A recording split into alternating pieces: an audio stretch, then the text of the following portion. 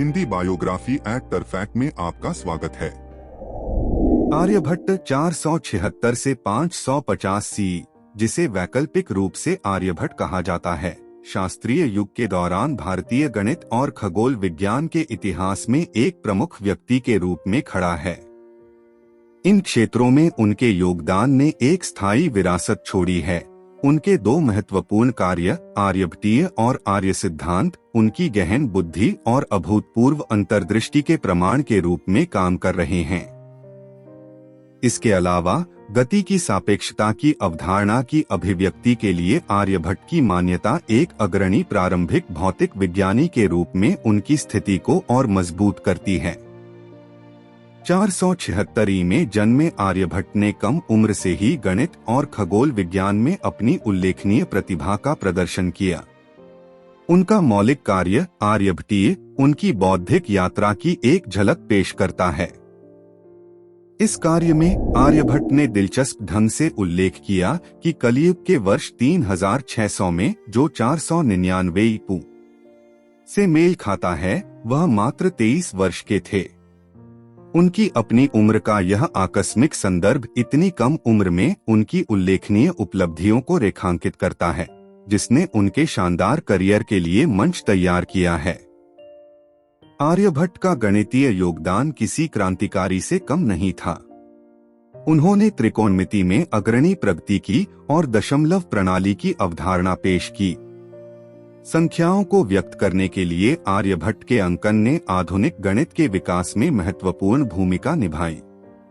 उन्होंने बेस 10 प्रणाली का उपयोग किया, जिसमें प्लेस होल्डर के रूप में शून्य का उपयोग शामिल था, एक नवाचार जो अपने समय से बहुत आगे था और बाद में गणितीय गणनाओं में अपरिहार्य साबित हुआ।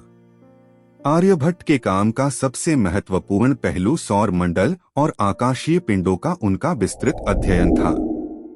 आर्य सिद्धांत उनका दूसरा प्रमुख कार्य खगोल विज्ञान के क्षेत्र पर प्रकाश डालता है। इस ग्रंथ में आर्यभट्ट ने आकाशीय पिंडों की गति की व्यापक समझ प्रस्तुत की।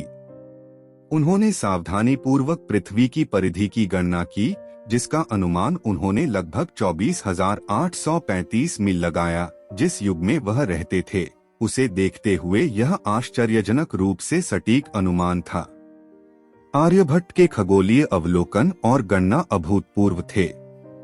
उन्होंने प्रचलित मिथकों और अंधविश्वासों का खंडन करते हुए चंद्र और सूर्य ग्रहण के कारणों की सही व्याख्या की। विभिन्न खगोलीय पिंडों की स्थिति और गति पर उनके काम ने भविष्य के खगोलविदों के निर्माण की नींव रखी। आकाश के अध्ययन के लिए आर्यभट्ट के व्यवस्थित दृष्टिकोण ने भारतीय खगोल विज्ञान के क्षेत्र को काफी आगे बढ़ाया। आर्यभट्ट के सबसे दिलचस्प योगदानों में से एक गति की सापेक्षता का उनका स्पष्ट उल्लेख था, एक अवधारणा जो बाद में आधुनिक भौतिकी की आधारशिला बन गई। जबकि उनके समकालीन लोग बड़े पैमाने पर ब्रह्मांड के स्थिर और भूकेंद्रित विचार रखते थे, आर्यभट्ट ने इन धारणाओं को चुनौती दी। उन्होंने प्रस्तावित किया कि पृथ्वी प्रतिदिन अपनी धुरी पर घूमती है, जिससे तारों और अन्य खगोलीय पिंडों की स्पष्ट गति होती है। गति की सापेक्षता में इस उल्लेखनीय अंतर्दृष्टि ने गैलीलियो गैलीली और अल्बर्ट आइंस्टीन जैसे बाद के भौतिकविदों के अभूतपूर्व कार्य का पूर्वाभास दिया। आर्यभट्ट की पृथ्वी के अक्षीय घूर्णन की पहचान और आकाशीय पिंडों की स्पष्ट गति के लिए इसके निहितार्थ ने उनके गहन अवलोकन कौशल और नवीन सोच को प्रदर्शित किया। उनके काम ने ब्रह्मांड की अधिक सटीक समझ का मार्ग प्रशस्त किया और गति पर उनके विचारों ने भौतिकी के क्षेत्र में भविष्य के विकास के लिए आधार तैयार किया। गणित, खगोल विज्ञान और भौतिकी में उनके योगदान के अलावा आर्यभट्ट की विरासत कई अन्य क्षेत्रों तक फैली हुई है। उन्होंने बीजगणित के क्षेत्र में प्रगति की, द्विघात समीकरणों को हल किया और अनिश्चित समीकरणों को हल करने के तरीके प्रदान किए। उनके कार्य ने ग्रहों की गति के अध्ययन और ग्रहणों की गणना में भी योगदान दिया। इसके अलावा आर्यभट्ट का प्रभाव उनके समय और स्थान की सीमाओं को पार कर गया। उनके कार्यों का अरबी, फारसी और लैटिन सहित विभिन्न भाषाओं में अनुवाद किया गया जिससे उनके ज्ञान और अंतर्दृष्टि को दुनिया के दूरदराज के कोनों तक फैलाया गया। उनके जीवन काल के बाद की शताब्दियों में विभिन्न संस्कृतियों के विद्वानों ने उनके लेखन से प्रेरणा ली, जिससे विज्ञान और गणित की प्रगति को और बढ़ावा मिला।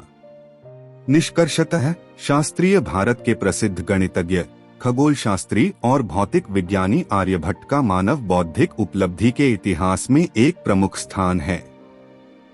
गणित, खगोल विज्ञान और भौतिकी के क्षेत्र में उनके अभूतपूर्व योगदान ने वैज्ञानिकों और विद्वानों की भावी पीढ़ियों के लिए नींव रखी। गति की सापेक्षता में आर्यभट्ट की अंतर्दृष्टि उनकी उल्लेखनीय गणितीय और खगोलीय खोजों के साथ आज भी ज्ञान की खोज को प्रेरित और प्रभावित करती है।